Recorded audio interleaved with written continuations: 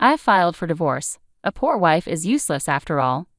My husband shocked me with these words. Moreover, while I was away on a business trip, he not only filed for divorce but also married his lover. He said, "You married me for my wealth, right? I won't fall for that, so give up any claim to the property." As if I married him for his money.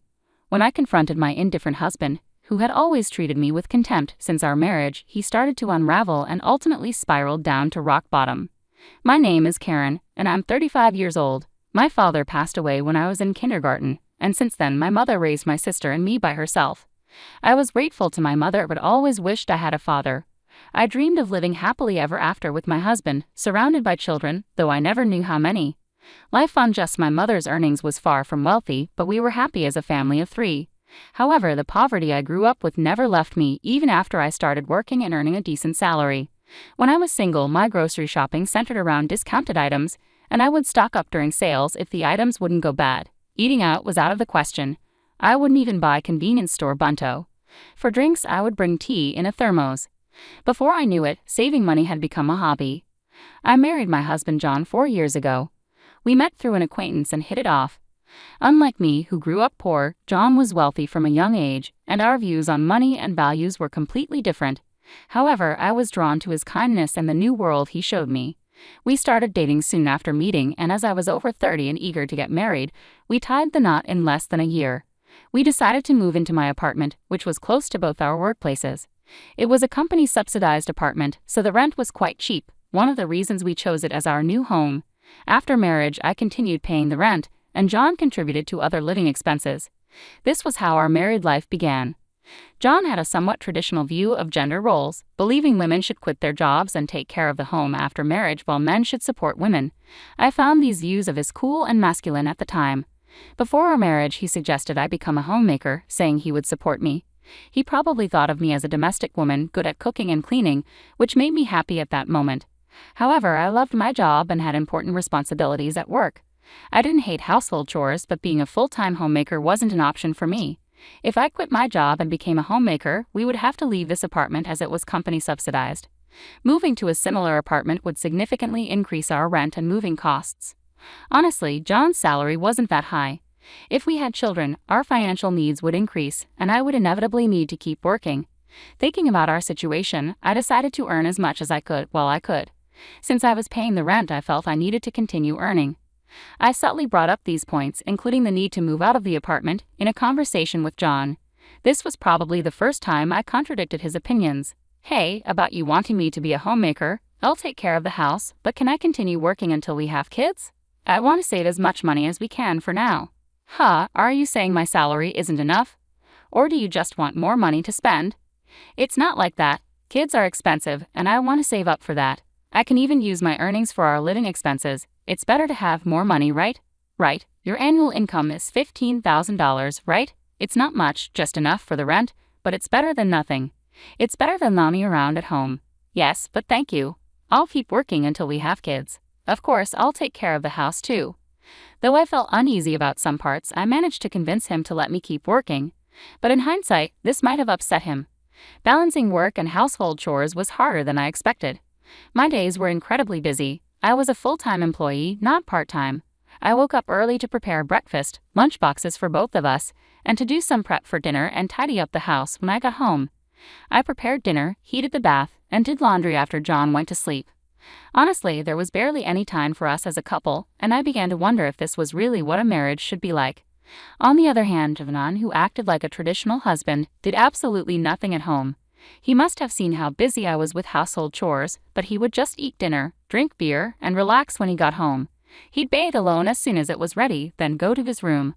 I wished he would help out a bit, given how hard I was working, but I couldn't say anything, fearing he'd tell me to just quit my job. Despite his lack of help at home, I naively hoped he would change once we had kids. However, our relationship had grown distant, making the prospect of having children unlikely. I decided to discuss it with John. "Hey, we should start thinking about having kids, right?" Kids? You're quite energetic considering you're tired from work and chores." "It's not about that. I want to have children." "We haven't been married that long. Isn't it too early for kids?" "Maybe for you, but I'm already over 30. Women have a limited time to have children. It's getting harder to conceive as I get older. It's almost too late." "Then we don't need kids. If we have one, you'll expect me to help, right? You know I'm busy with work. I won't help with child rearing. What? Declaring you won't help with child rearing even before they're born is strange, isn't it? I plan to raise them alone, but shouldn't you at least have the intention to help? It's your child too. Child rearing is your job. I'm working to support the family, so I definitely won't help with the kids. You'll just complain that I don't help and that you're doing it alone, making me the bad guy. You must have been indoctrinated with poverty and lots of kids since birth. We're not poor. We don't need kids. End of discussion. John abruptly ended the conversation and went to his room. Standing alone in the living room, I was overwhelmed by tears. Not only was my wish for children rejected, but also my upbringing was mocked. Following this incident, our relationship deteriorated rapidly, and we hardly spoke anymore. There were no children and barely any communication. Maybe it was time to consider divorce, yet a faint image of my once kind husband lingered in my mind, making me wish we could return to the happy couple we used to be. Since then, I tirelessly juggled work and home responsibilities. I was incredibly busy with various tasks. Eventually, I took on a significant project at work, which meant more business trips and further distance from John. One day, as usual, I told him about an upcoming business trip, but his reaction was unlike any other time. I'll be away on a business trip for about 10 days starting tomorrow. Please take care. Another trip? You're always working hard. Take care, even though you must be tired. He was unexpectedly kind, unlike his usual mocking self. He even said with a smile, "Wait for a big surprise when you get back." I had given up on him and was resolved to a decision internally. However, his smile shook my resolve. Our wedding anniversary was approaching, and I thought maybe he had a surprise for that. Despite everything, I hoped he might have changed his heart. I even considered rethinking my stance if he had truly changed. However, my faint hope was shattered by a major incident. When I returned home 10 days later, I faced the first surprise. The front door wouldn't open. The key didn't fit. As I struggled, John spoke from inside. "Karen, right? Surprised. This is the first surprise. I changed the locks so your key won't work anymore." "What do you mean? Why doesn't my key work?" "Open the door."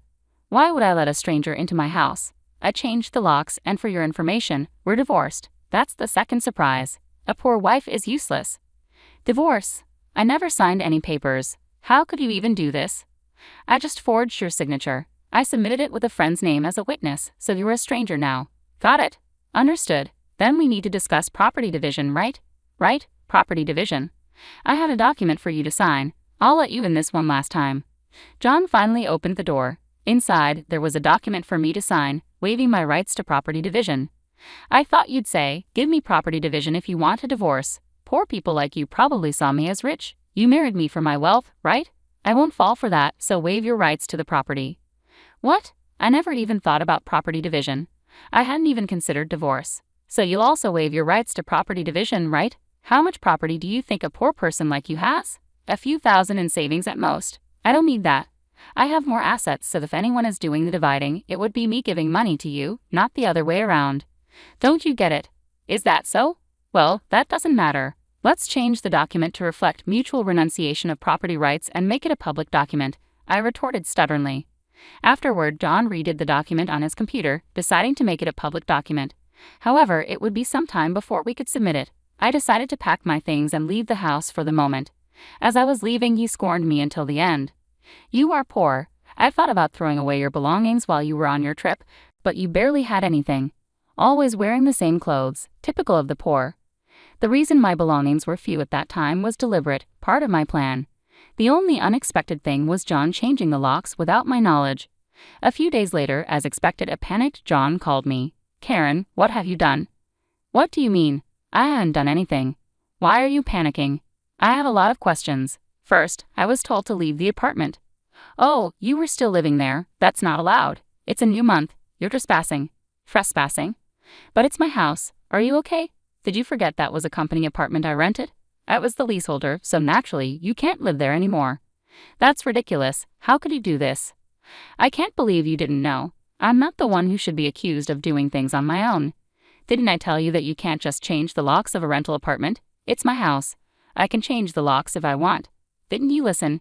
It was my leased apartment. Even if you were the leaseholder, the owner is the apartment manager. You can't change the locks without informing them." "Is that so? Also, I terminated the lease while you were away." "You terminated it so early? I was allowed to live there until this month." I was planning to return, but now you've unlawfully altered someone else's property, which could be considered criminal damage. Wait, criminal damage? Is that why the police are at the front door now? I'm too scared to open it. I replied calmly, so the police did come. Don't worry, it's probably not for trespassing or criminal damage. It's better to talk to them. Why do you know about the police? Because I reported you for filing the divorce papers yourself. It seems like you've committed crimes like forgery and fraudulent use of a private document. Divorce papers can be filed by one person, but only with mutual agreement and personal signatures. Since you forged my signature and the witnesses, it's obvious that it's a crime. John seemed unaware of his guilt. I continued pressing further. So the divorce papers you submitted are invalid, and your marriage with Susan can't happen either. How do you know about Susan? Did you think I knew nothing? I had a private detective agency thoroughly investigate your affair with Susan. It was a busy time at work, and coordinating with the agency was tough. Plus, you've even held a grand wedding ceremony while I was supposedly on a business trip. Are you saying your business trip was a lie? Yes, I took leave from work despite being busy to do some research and prepare documents. I knew about you bringing Susan home. It would have been impossible to gather this evidence while working. After I revealed everything, John was speechless and seemed quite downcast, even over the phone. Then he pleaded with me. Please don't tell Susan I'm divorced. Why would I? There's no such fact to tell. Really? Thank you. Are you misunderstanding something? When did you become divorced? That fake divorce paper is invalid, remember. So legally you're still my husband, not divorced. What? Since you committed adultery while legally my husband, Susan needs to pay compensation. I sent the demand for reparation to her house yesterday by express delivery. She didn't know you were married, right? I can't withdraw the claim at this point. I already knew Susan believed John was single, but I deliberately sent the reparation demand anyway. Since Susan hadn't contacted me yet, she likely hadn't received the letter. It should arrive soon. Should you be on the phone with me when you also have to deal with the police? You're busy. I'll ignore the police. I won't be arrested. I'm going to Susan's house now to get the letter back before she or her family can accept it, he said, hanging up abruptly. He probably went straight to Susan's house to wait for the postman at the front door. I knew it would be futile because the letter was sent as registered mail to Susan only. Even if he waited for the postman, he couldn't receive it. A few hours later, a dispirited John called me. According to him, there was an incident when the postman arrived. Finally, I'll take that envelope. Who are you? You don't live here, right? I'm practically a resident here since I'm married. I have the right to receive the mail. I see, but I can't give you this envelope. It's registered mail for Susan only. What? Give it to me. Absolutely not. If you're so eager, ask Susan for permission. What's going on here? Susan asked as she approached. Oh, John, what's all this noise? What's happening? Susan, this is registered mail for you. This man insisted on taking it. Sorry for the disturbance. Now I'll be on my way. What's this? A demand for reparation. John, you were married. What's going on here? Sorry, it's just, she's an ex-wife from a long time ago. I was embarrassed to say I'm divorced. I'm sorry for keeping it secret. But it's strange, isn't it? We haven't been dating long, and a demand for reparation. If you were divorced before we started dating, there shouldn't be any problem, right? Well, my ex-wife is crazy. Maybe she's demanding reparation out of spite because I got married. That was the excuse he gave, but such a lie was quickly exposed. The envelope included a letter I wrote along with my contact information. Susan called me directly, and in that call, I told her about the affair, the invalid divorce, and that they had a wedding ceremony while he was still married to me. Although they had a wedding ceremony, they hadn't submitted the marriage registration yet. John wanted to submit it on a good luck day, so it was still pending. He probably delayed submitting the marriage registration due to uncertainty about whether the divorce was finalized. After being exposed, John fled from Susan's house and shamelessly contacted me again. I still had something to tell him, so we agreed to meet at a nearby cafe. As soon as I arrived, John said, Karen, please withdraw the reparation claim. Let's pretend we've been separated for a long time and officially divorced now. I can apologize to Susan for being secretly divorced and maybe cover it up. You think I'm desperate to stay married to you? I was going to file for divorce anyway, but since you cheated, you'll pay reparation. Just trying to extort money from me, huh? Typical of the poor, you have such a poor heart. You're talking nonsense. Depending on my answer, everything can change. There's still an option where we don't divorce. If I say no, you can't reject it, meaning you can't marry Susan and your marital status will be exposed. Fine, I'll pay the reparation. Just divorce me now. Sign here then. About property division. Property division? How much more do you want to take from me? Reparation should be enough. Remember we agreed to waive property division, right? So let's make it official. All right, you're not as bad as I thought. Thank you. We then went to a public notary, made a public document for reparation and property division, and then to the city hall to submit the divorce papers, finalizing our divorce. Relieved, I exchanged final words with John. Glad we don't have to divide property. What are you saying? I'm the one who benefits from that. By the way, you even have assets. After paying me reparation, Susan will also claim damages. She mentioned charging you for the wedding expenses. That's impossible. I'm marrying Susan. She can't claim that. We're divorced now, so there should be no problem. Still living in a fantasy. You committed marriage fraud. You had a wedding while still married. You think Susan still believes you? Marriage fraud? That's ridiculous. Susan will believe me. Believe that if you want. I heard from Susan directly. Also, weren't the guests at your wedding paid actors? You still owe them. You knew about that. I haven't paid them yet. What does it matter to you? You could have just taken property division and been better off. That's what I wanted to tell you. Even if we had divided property, you would have benefited more. What are you talking about, poor woman? Your family is poor and you only make $15,000 a year, right? Even if you got a raise, it would be barely $20,000. You don't have any property.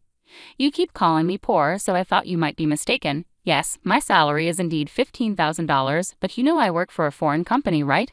It seems you have no interest in me, but I became a director of the American branch. It's not $115,000 per year, but per month, $155,000 per month. So that's an annual income of $100,000. You're still bad with numbers. How do you manage to keep a job? It's $1.8 million a year. $1.8 million? That can't be true. Of course it is. I haven't had the chance to spend such an amount, so I've been saving it for the future. The savings from before our marriage aren't part of the property division, but there's still a considerable amount since our marriage. I could have received half of that in the property division. You were my destiny after all. I'll get the divorce papers corrected. Are you okay? After all the contempt, you think I'd gladly undo the divorce? If you have that much money, you don't need to claim reparation, right? It's just a small amount for you. He who laughs at a cent will weep for a cent. This reparation is for the mental anguish you caused me. Honestly, I'd like to claim more. Since we've made it official, make sure to pay it, even in installments. I'll be penniless. Also, don't go back to that apartment. Your belongings should have been moved to your parents' house by now. You thought I had few belongings, but that was because I had already moved most of them. Were you that indifferent to me? I can't have so little, so I have to go back to my parents' house. They don't know anything yet, do they? Let me explain. Don't say anything. I've already told them everything. It's only right to explain why we're divorcing. Oh, and your father said not to ever step over our threshold again. So I have nowhere to go. He collapsed, and I left the cafe. Later, I heard he caused trouble at the police station. Despite my advice, he went back to the apartment and sat there aimlessly until the manager called the police. He was taken away, though I'm not sure if it was for obstructing public duties, trespassing, or for the falsified divorce papers. Eventually, his parents took responsibility for him. After talking with me and learning about Susan, they decided that apologizing and paying damages to Susan's family came first. They went to Susan's house, knelt in front of her family, and settled everything without pressing charges for marriage fraud, even paying for the wedding expenses. I had expected them to sue, so it was disappointing they didn't. So I decided to pursue legal action against John for forging the divorce papers. John offered a settlement, but I didn't withdraw the lawsuit. I didn't want him to think everything could be solved with money. I wanted him to understand the gravity of his actions. Even if it cost time and money, I left everything to my lawyer, so it wasn't too burdensome for me. Dan was exposed for his actions and the marriage fraud at his company, leading to his eventual firing.